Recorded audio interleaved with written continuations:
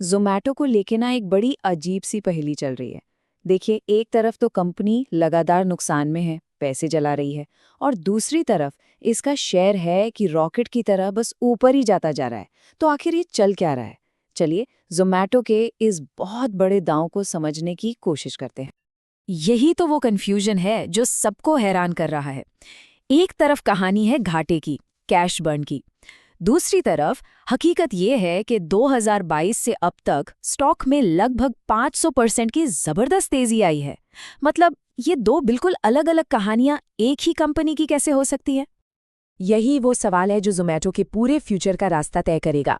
Market को आखिर ऐसा क्या दिख रहा है जो आमतौर पर नजर नहीं आता, और इसका जवाब छिपा है एक बहुत बड़े बदलाव में। इसे समझने के लिए हमें थोड़ा ज़ोमैटो से बाहर निकलकर बड़ी पिक्चर देखनी होगी। ये कहानी अब सिर्फ फूड डिलीवरी की रही ही नहीं, ये कहानी है क्विक कॉमर्स क्रांति की। एक ऐसी क्रांति जो हमारे शॉपिंग करने के तरीके को हमेशा हमेशा के लिए बदल रही है। और इस पूरी क्रांति के सेंटर में है एक बहुत ही साधारण सी चीज, हमारी आदत। ज़ोमैटो का सारा दांव इसी एक बात पर लगा है कि क्विक कॉमर्स ने हमारी शॉपिंग की आदतों को परमानेंटली बदल दिया है, और अब यहां से वापसी का कोई रास्ता नहीं है। ये एनालॉजी इसे बिल्कुल साफ कर देती है। एक बार किसी को 10 मिनट में सामान घर पर पाने की आदत पड़ जाए ना, तो वापस पुराने तरीके पर जाना लगभग नामुमकिन है। ये ठीक वैसा ही है जैसे किसी आईफोन यूजर को कहा जाए कि चलो अब वापस फैक्स मशीन इस्तेमाल करो। और ये मत सोचिए कि ये सिर्फ किराने के सामान तक ही लिमिटेड है।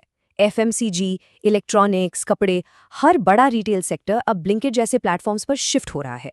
ये कोई छोटा मोटा बदलाव नहीं है, ये रिटेल का भविष्य है।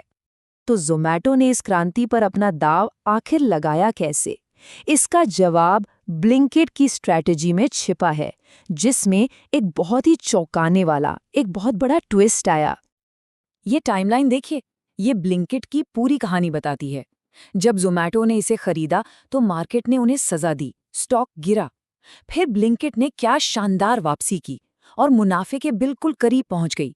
लेकिन ठीक इसी मोड़ पर मैनेजमेंट ने अचानक ब्रेक लगाने की जगह एक्सेलरेटर पर पैर रख दिया। ये एक हैरान करने वाला फैसला था, है ना? कोई भी कंपनी जो प्रॉफिटेबल होने के इतने करीब हो, वो जानबूझकर वापस घाटे की तरफ क्यों जाएगी? जवाब ज़ोमैटो की लॉन्ग टर्म सोच में है कि पहले मार्केट पर कब्जा करो, मुनाफा तो बाद में आ ही जाएगा। इस एक बड़े फैसले के पीछे 3 बड़े कारण थे। ये जो बढ़ा हुआ घाटा दिख रहा है, वो असल में एक सोचा समझा निवेश था, और इसका मकसद है भविष्य में पूरे के पूरे मार्केट पर हावी होना।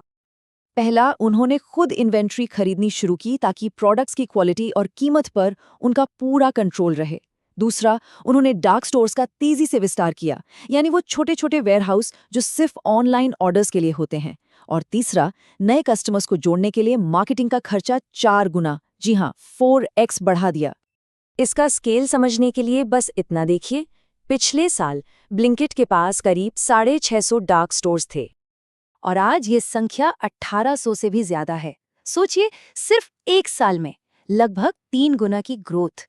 ये मार्केट पर कब्जा करने की एक एग्रेसिव रेस है, और कुछ नहीं। तो अगर हमें सिर्फ आज के मुनाफे को नहीं देखना है, तो फिर हमें किन नंबर्स पर ध्यान देना चाहिए?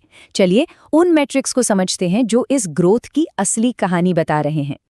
सबसे महत्वपूर्ण मैट्रिक है ग्रॉस ऑर्डर वैल्यू, यानी जीओवी। सीधे शब्दों में कहें तो ये प्लेटफॉर्म पर हुए सभी ऑर्डर्स की टोटल कीमत है। ये दिखाता है कि कंपनी का स्केल कितना बड़ा हो रहा है और मार्केट में उसकी पकड़ कितनी मजबूत हो रही है। और ये आंकड़े साफ साफ दिखाते हैं कि ब्लिंकिट का ये निवेश काम कर रहा है। उनकी जीओवी ग्रोथ रेट अपने सबसे बड़े कंपेटिटर्स स्विगी से कहीं ज्यादा है। इसका मतलब साफ है, वो तेजी से मार्केट शेयर जीत रहे हैं।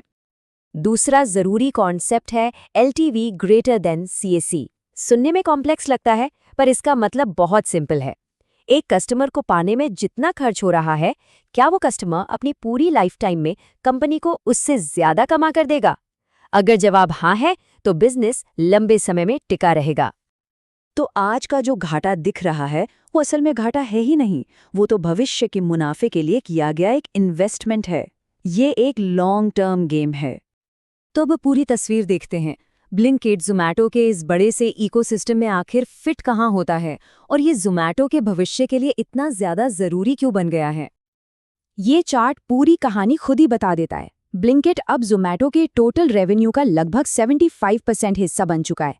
अब ये सिर्फ एक हिस्सा नहीं, बल्कि कंपनी का मेन ग्रोथ इंजन है, जो फूड डिलीवरी से भी कहीं आगे निकल गया है।